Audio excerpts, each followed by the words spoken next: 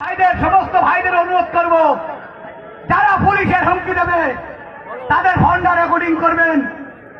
যে নেতা পুলিশের হুমকি দেবে তৃণমূলের ফন্ডা রেকর্ডিং করে পাঠিয়ে দেবেন সোজা নির্বাচন কমিশনের অফিসে।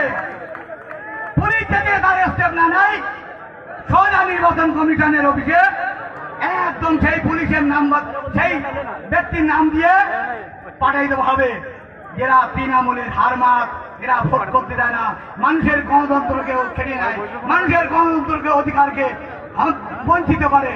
এই শব্দ গুটিগত কথা বলে আমি আমার সংক্ষিপ্ত বক্তব্য শেষ করছি। আইএসএফ জিন্দাবাদ, বামপন্থী জিন্দাবাদ, নওশাদ ভাইজান জিন্দাবাদ, মুসা করিম ভাই জিন্দাবাদ। এই কথা বলে আমি আমার বক্তব্য শেষ করছি। অসংখ্য ধন্যবাদ।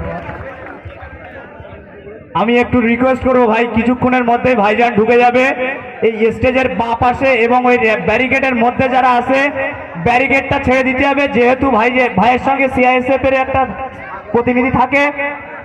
সিআইএসএফ এর যে